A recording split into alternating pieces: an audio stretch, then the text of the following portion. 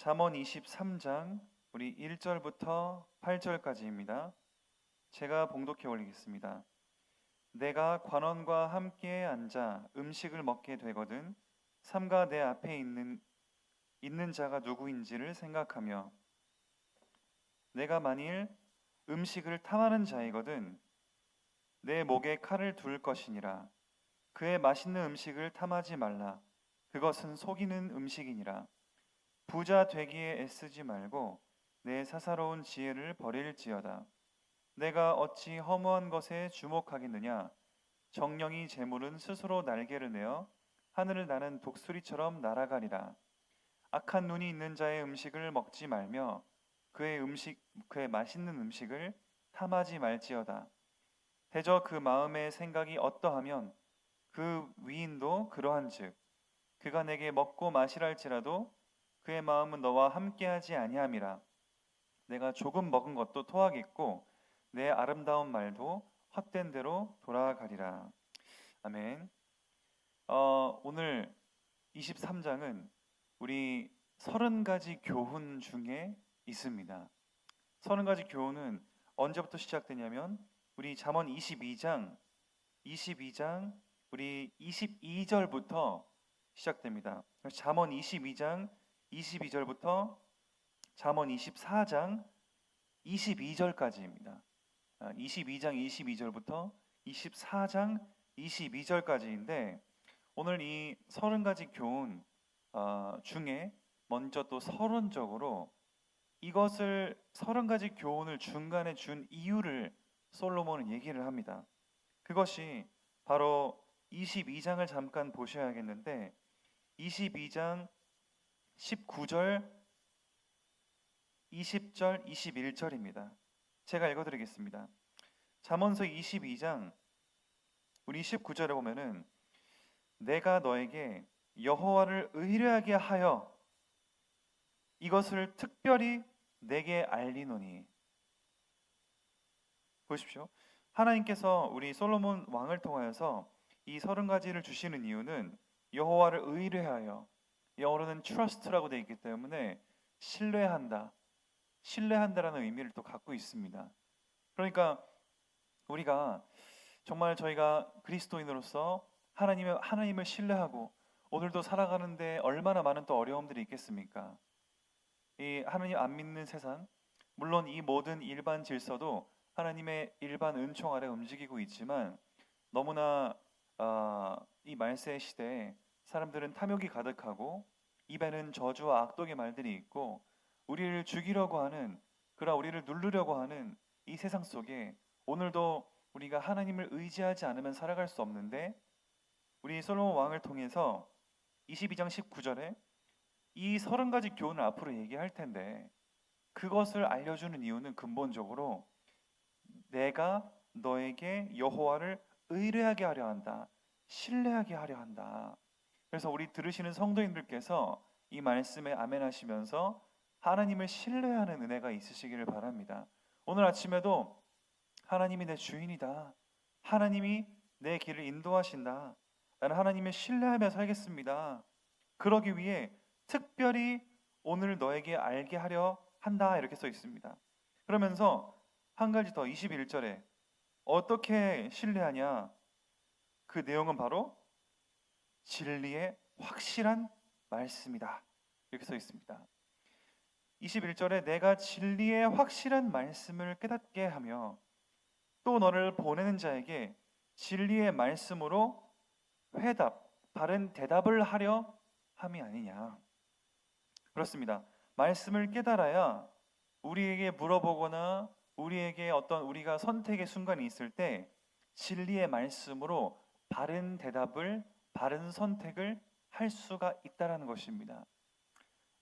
그렇기 때문에 오늘도 이 진리의 교훈, 30가지 솔로몬의 그 30가지 교훈이 나올 텐데 이것은 단순히 우리가 도덕책으로 자기 개발서적인 차원에서 읽는 것이 아니라 오늘도 이 말씀을 볼 때 하나님은 이 말씀을 통해서 어떻게 그러면 여호와를 신뢰하고 여호와를 경외하기를 원하실까에 대한 관점으로 오늘 말씀을 보셔야겠습니다. 그래서 23장 1절을 보시면, 다시 23장으로 넘어가면, 지금 개역개정에는 이 30가지가 이렇게 한 가지씩 구분이 안 되어 있습니다. 그러나 제가 소개해드린 대로 우리 가피플 성경에 세번역 성경 어플을 같이 켜서 보시면은, 세번역 성경을 같이 보시면 다 6교훈, 7교훈, 8교훈에서 30가지가 다 나눠져 있습니다. 숫자가. 그러니까 그거 참고하시면 되겠고, 23장 1절은 바로 여섯 번째 교훈입니다. 여섯 번째 교훈인데, 내가 관원과 함께 음식을 먹게 되거든. 관원은 뭡니까? 높은 사람과 함께 음식을 먹을 때 너의 앞에 누가 앉았는지를 잘 살펴라. 그러면서 내가 음식을 탐하는 자이거든. 너의 목에 칼을 대고서라도 억제하라 얘기합니다. 그의 맛있는 음식을 탐하지 말라. 그것은 속이는 음식이다. 그것은 너를 꾀려는 음식이다. 이렇게 써 있습니다. 자, 여기에서 포인트가 뭐겠습니까? 음식이 포인트겠습니까? 이게 지금 다이어트 하라는 얘기일까요? 아닙니다. 여기에서 2절에 네가 만일 음식을 탐하는 자이거든. 탐욕을 얘기하고 있습니다. 그래서 앞에 누가 있는지를 보지 못할 만큼 어떤 탐욕의 눈이 멀어서 결국은 실수할 수 있는 그런 상황을 주의하도록 하는 것입니다. 그래서 앞에 이게 뒤에도 또 이어지지만, 지금 앞에는 높은 사람이 앉아 있지 않습니까? 높은 사람. 근데 높은 사람이 앉았는데 너를 꾀려는 음식, 어떠한 목적과 의도로 이것이 주어져 있는 상황인지 모르고 그냥 좋다고 음식 막 먹다가 나중에 실수할 수도 있고, 또 그러다가 뭐 술 한잔 들어가고 여러 가지로 이렇게 되면은 더 우리가 예상치 못한 실수로 우리 자신이 올문에 깨어진 상황을 볼 수가 있는 것이겠습니다. 이따가 또 나오는데, 먼저 4절부터 5절 또 보시면은 바로 4, 5절은 일곱 번째 교훈입니다. 4, 5절은 부자가 되려고 애쓰지 말고 내 사사로운 생각, 사사로운 지혜를 버릴지니라. 그런 생각을 버릴 슬기를 가져라. 이렇게 써 있습니다. 네가 어찌 허무한 것에 주목하겠느냐? 정령이 재물은 스스로 날개를 내어 하늘을 나는 독수리처럼 날아가 버린다. 이것도 돈 자체를 부정하는 게 아닙니다. 돈은 국가를 운영하는 데도 필요한 것이고, 가정을, 생계를 유지하는 데 필요한 것이고, 우리의 삶을 누리는 데 필요한 것입니다.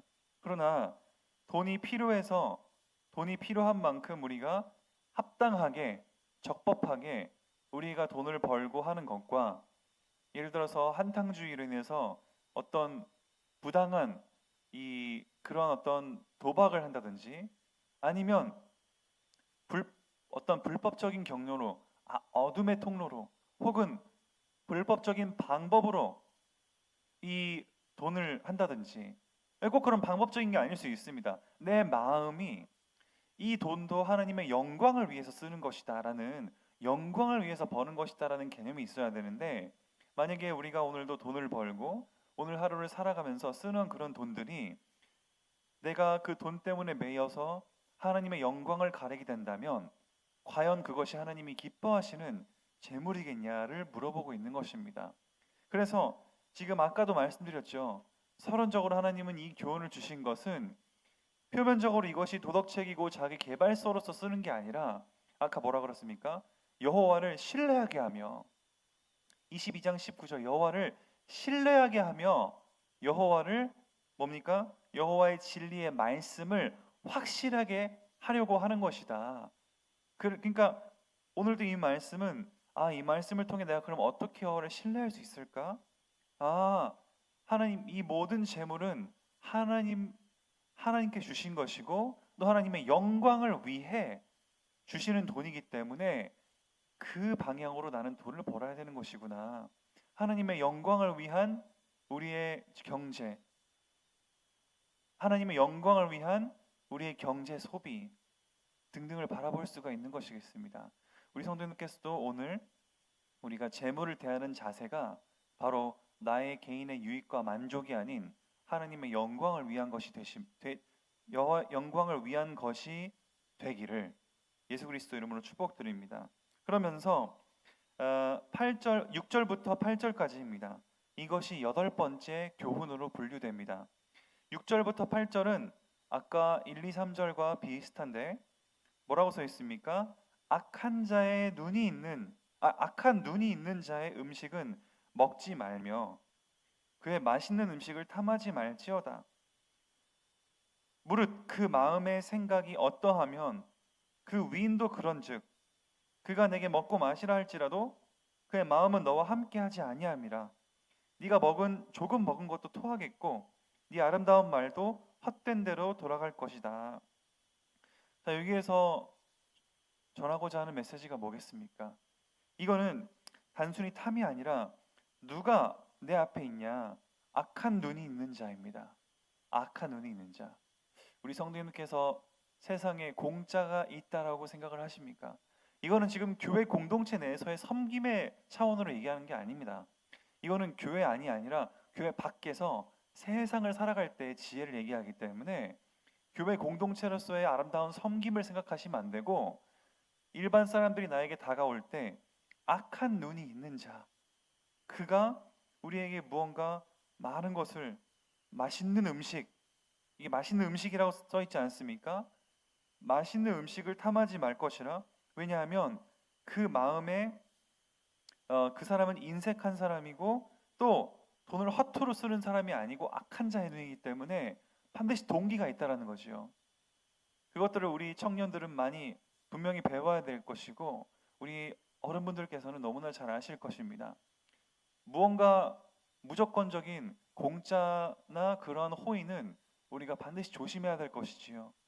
그걸 통해서 뒤에 어떠한 우리에게 부탁이나 어떠한 뭔가 요구나 어떠한 올무에 우리를 가두게 할지 우리는 알 수가 없는 것입니다. 그렇기 때문에 늘 조심하고 지혜를 가지는 것이 바로 중요하다는 것이죠. 그러면 어떻게 하겠습니까? 또 아까 서론의 말씀처럼 우리가 오늘도 어떤 사람을 만나거나 어떤 대화를 할 때 어떠한 사람들이 우리에게 어떤 제안을 하거나 할 때 하나님을 신뢰하는 기도부터 하셔야겠죠. 하나님, 이 분을 바르게 보게 하시고 이분의 의도를 하나님 보시기에 바르게 파악할 수 있도록 저에게 지혜를 주시옵소서. 왜냐하면 이 30가지 교훈이 여호와를 신뢰하게 만드는 것이기 때문이라고 했기 때문입니다. 그러면 그 오늘도 우리에게는 늘 여러 가지 주위의 유혹과 상황들을 맞이할 것인데 그때마다 우리는 하나님을 신뢰하게 해주시옵시고 이 상황에서도 하나님 원하시는 게 무엇입니까를 물어볼 수 있는 지혜가 필요하겠죠. 아니면은 8절에 우리가 조금 먹은 것도 토하겠고 아름다운 말도 헛된 대로 돌아갈 것이다 이렇게 써 있습니다. 자, 그리고 마지막으로 이 12절부터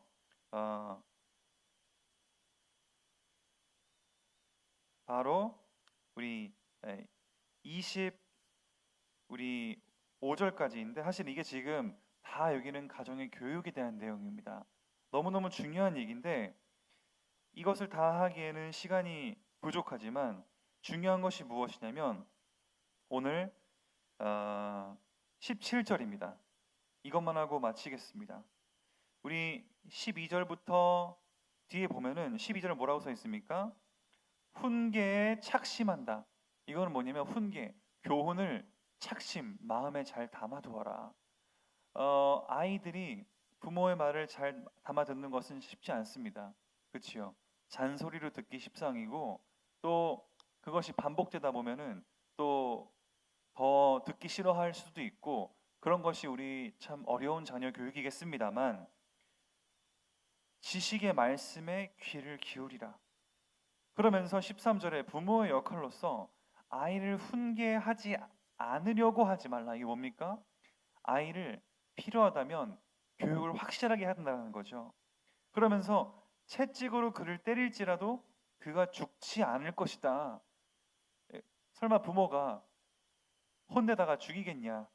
진짜 필요하기 때문에 혼을 내는 것이고 정 안 되면 매를 들어서라도 이 아이가 바른 길로 설 수 있도록 혼낼 때에는 반드시 제대로 혼을 내고 교육, 훈계가 있어야 된다라는 얘기하고 있습니다. 그래서 사람들은 이걸 또 오해해서 그러면은 매를 때리라는 거냐? 또 문자주의자들은 채찍이라 써 있으니까 채찍을 써야 된다. 성경대로지 않냐 이게? 이렇게 얘기하는 분들 계시는데 큰일 날 소리입니다. 문자 그대로 해석한다 그래서 채찍이니까 회초리 말고 채찍 갖고 와라. 성경적이다 그게. 그렇게 해석하면 안 되는 거죠. 성경은 문자주의적 그대로 해석하는 것을 저희는 받아들이지 않습니다. 항상 문법적이고 역사적이고 우리 교리적인 해석을 해야 되는데 어찌됐건 그렇게 14절에 내가 그를 채찍으로 때리면 그의 영혼을 수월에서 구원할 것이다. 바로 심판의 그 어두운 이 지옥의 저주, 그런 어떤 저주의 자리에서부터 구원할 수 있을 것이다. 그러면서 15절에 이렇게 얘기합니다. 내 아들아, 만일 네 마음이 지혜로우면 내 마음이 즐겁겠고 네 입술이 정직을 말하면 내 속이 유쾌할 것이다. 그러면서 진짜 혼내는 이유를 얘기합니다. 혼내는 이유는 17절입니다. 네 마음이 혹시 죄인의 형통을 부러워하지 않는가? 그렇죠. 우리 아이들은 학교에 가거나 특히 사람들을 만날 때 돈이 많은 자, 뭐 여러 가지 외모적으로 뛰어난 자, 혹은 뭔가 어떤 실력이 출중한 자를 부러워할 수 있는데 그러한 어떤 죄인의 형통을 부러워하지 말아라 이렇게 얘기하고 있습니다. 죄인의 형통 이것이 일반적으로 그냥 뭐 공부 잘하거나 뭐 그런 게 아니라 그러다가 악한 길로 빠지는 사람들이 얼마나 많습니까? 뉴스에도 얼마나 뭐 마약 사건과 함께 돈이 있는 사람들, 또 명예가 있는 사람들, 권력이 있는 사람들이 어떻게 무너지는지를 저희는 너무나 많이 보고 있습니다. 그러한 이 독수리처럼 날아갈 수 있는 재물이나 그런 헛된 것에 우리가 아이들이 많이 현혹되기 쉽다라는 것이죠. 왜냐하면 하나님은 눈에 보이지 않는데 그것들은 눈에 보이기 때문입니다. 그렇다면 어떻게 하겠습니까? 아이를 혼내서라도 뭘 하도록 하라는 겁니까? 죄인의 형통을 부러워하지 말고 항상 여호와를 경외하라. 항상 여호와를 경외하라. 그러면 정령 내 장래, 미래가 있겠고 독수리처럼 날아가는 재물이나 권력을 따라가다가는 미래가 없습니다. 소망이 없습니다. 언제 같이 무너질지 모릅니다. 그래서 그렇게 됐을 때에는 그러면 너에겐 여호와를 경외한다면 그러면 너의 미래가 밝아지고 너의 소망도 끊어지지 않는다. 이렇게 얘기하고 있습니다. 그래서 마지막에 19절에 내 아들아 너는 듣고 지혜를 얻어 네 마음을 바른 길로 인도할지니라. 자, 여기 자녀 교육의 핵심이 또 무엇입니까? 그럼 반대로 또 이거를 잘못 해석하는 분들은 공부가 중요한 게 아니구나. 돈이 중요한 게 아니구나. 나는 그냥 자연인 해야겠다. 그게 아닙니다. 우리가 맡은 일에 최선을 다하지만 우리의 중요한 초점이 어디 있어야겠는가?